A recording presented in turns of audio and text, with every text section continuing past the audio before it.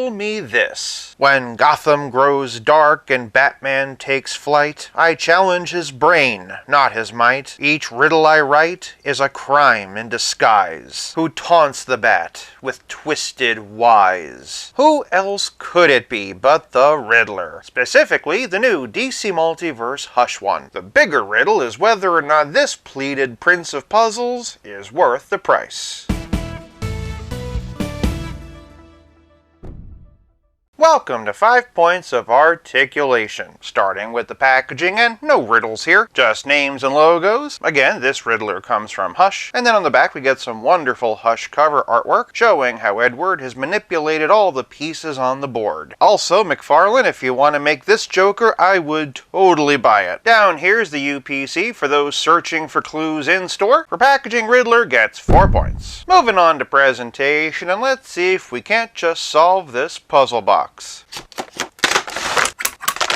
To the top of his bowler derby, Riddler stands at 7 inches, or 18 centimeters, and has slightly more new tooling than I expected. For the most part, he's just a repaint of the Three Jokers' Criminal Joker, specifically though the version that has the straight necktie. We previously saw this with the Batman Forever Alfred and the Amazon 3-pack Court of Owls dude. Even so, McFarlane Toys did make one ever so subtle change to the jacket. Every previous use of this figure has a small sliver of waistcoat sculpted into the jacket overlay, but for Riddler it was modified not to have that. There's a few small touches I really appreciate, like the wrist ball being flesh tone, the sleeve cuff being white, and painting the buttons on the jacket sleeve. Also, unlike previous uses of this body, there's no trouble with the knees not matching the rest of the leg. I'm also very happy with this head sculpt. He's got that smug, self-satisfied smirk. I also like all the angles in the domino mask. There's a bit of extra paint in the hair that helps it to really feel more natural, and just look at that shaggy detail in the back. That's not to say I don't have some criticisms, of course. One minor thing is that this jacket has a habit of riding up, so you frequently find yourself having to pull it back down again, instead of leaving the spats unpainted. I wish that they would have just given him different shoes. But in the grand scheme of things, that's really not a big deal. The thing that is a big deal is that while they did give him a really great new head, they neglected to change out this wrinkly, haggard old neck. It was fine for a geriatric version of Joker. Even on the Court of Owls guy, I don't mind because we can't see his face. But the disconnect here is just very jarring, and once you see it, you can't unsee it. I think I figured out why Riddler turned to a life of crime. Botox ain't cheap, kids. He might be labeled as a Hush Riddler, but he's just a good suited Eddie all around. With just a couple of minor tweaks, however, he could have been perfect, mainly the neck. As is, and for presentation, I'm giving this Riddler a still good 4 points. One thing that's no riddle is that if you give this video a big old like, it would really help out the channel. Moving on to Poseability, and it's been a minute since we've looked at this body from the top, and Eddie's chicken neck is on a dumbbell joint. Despite that shaggy hair, he can look up this high, which isn't too bad for perspective, and here's looking straight ahead, but he can really bury the chin. Excellent amount of tilt, which is something I like to see for Riddler, and all the way around. Moving on down, and riddle me this. I'm the corner of a square, perfectly straight, I'm always fair, neither wide nor tight, just right, you'll see. Tell me, what angle could I be? Naturally, those shoulders also get complete rotation. They also have a wibbly-wobbly rotator cuff. Moving on down, Eddie has bicep swivel, double-jointed elbows with a perfect bend. Once again, I really appreciate the shirt and buttons. Moving to the middle, though, and we have this rubber overlay. Oh no, he might not be able to hunch forward. He does get a little bit of back, though. For contrast, here standing straight, and you know what? I take it back. There is at least a little bit of hunch. There's also a bit of side to side, and of course, twist. Below the waist, but full of care, I carry balance, swing with flair. I help you dance in joyful ways. I twist and turn when music plays. What am I? The standard McFarlane hips, of course. Because of that jacket, he can only kick this high. This far back, though, which is really good. And split this wide. A decent amount of twist in the hips. They can only twist in this far. Outward isn't half bad. Moving down, though, and the double-jointed knees have a near-perfect bend. And then, of course, those painted-over spats have toe articulation, and ankle balls nicely hidden by the pants that can swivel, hinge, and to strike a pose both sharp and neat, the Riddler shifts upon his feet, a subtle turn just a bit.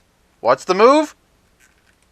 pivot. That suit jacket might be limiting, but honestly not that much more than usual. A square knows my number, so does a star. From compass to crown, I'm found near and far. I'm neither too few nor too many joints. For Poseability, Riddler gets 4 points. Moving on to Playability, and admittedly Eddie doesn't come with a lot. It goes without saying that he has a trading card and a figure stand that's been stamped with the bright new DC logo. Not much of a write-up this time, but it's enough. Otherwise, and Riddler just comes with his cane. To McFarlane's credit, it is new. The green matches his suit well enough, and the golden question mark handle really pops. It fits snugly in his right hand, but with some creative posing, you can use it in his left hand too. Riddle me this: what other accessories would you like to have seen him come with while keeping him reasonably within that $25 price tag? Of course, it's no riddle that Playability is more than just accessories. It's also about how well your figure plays with others. For some fellow foes, and starting with Joker, here's Rebirth, Silver Age, and Mortal Kombat 11. For a couple of Cobblepots though, and here's Collector Edition and Arkham versions of the Penguin. And while we wait for a proper Hush version of Catwoman, here's Nightfall and Arkham City. Next up is Silver Age and Platinum Edition versions of Two-Face, and the brand new classic Scarecrow we just looked at. That said, this is a Hush Riddler, so it only makes sense to bring out Riddler's creation, Hush himself. Switching over to Batman though, and for a classic look, here's blue and gray and black and gray versions of Nightfall. But of course we have to bring out blue and gray and black and gray versions of Hush. For just a few other options though, and here's Rebirth and New 52, along with Year One and Cowardly Lot. For a relative scale comparison, here's Riddler with Pizza Spidey and the Spectacular Spider-Man. And as always, here he is with Stealth Iron Man. Long as I'm here though, and we might as well take a look at just a few head swaps. For a suited option, here's Arkham City. I feel as though this head sits a bit low. In fact, just sitting the ball up there without clicking it into place, and I think is a much better height. That said, it does draw more attention to the neck. I also feel like this combo draws attention to the longer, more gangly proportions. This, however, I like a lot. The skin tones are actually a pretty good match. In general, I like the proportions much better, and not to beat a dead horse, but I can't help but feel that this head is elevated by a proper neck. I like this one so much, I decided to go the extra mile and swap out the arms and legs, and the arms might be a bit long, but I'm astonished at how well the colors match. For real though, just look at those purples. The only real issue is the lack of question marks. And then we have the fairly buff DC Classic. This works alright if you want to have a hat-free option. You'll have to do something with the neck, but I think I've banged that drum enough other way around, and unfortunately this doesn't work. Because this Riddler's head was sculpted to accommodate the Joker body, the neck is just way too thick. And of course, Jim Carrey from Batman Forever. While Riddler did have a jacket at certain points in the movie, this isn't gonna work for that. These proportions are just way too different for Jim Carrey. There's also the small fact that you're putting 1995 Jim Carrey's face on current day Jim Carrey's neck. This, however, is promising. If you want a comic style Riddler in the spandex and with a hat, this is a pretty decent start. One or two extra sets of hands would have been nice, but overall I'm still pretty happy. In fact, I'm so happy to finally have this version of the character. For Playability, I'm giving Hush Riddler 4 points. This leaves us with just one thing left to discuss. From clearance bin to grail so nice, every toy is tagged with me, the price. As easy a repaint as Riddler is, it would have been nice if he could have come out back when these were only $22 or even $20. Still, even at $25 it isn't bad. These days it's just as likely that they would have thrown in a digital token or a comic book and charged just $28. Packaging neat, the figure's fine, pose, play, and price all stay in line. No 3s or 5s, just even scores. And what did they land on? All 4s, averaging out to a not so puzzling total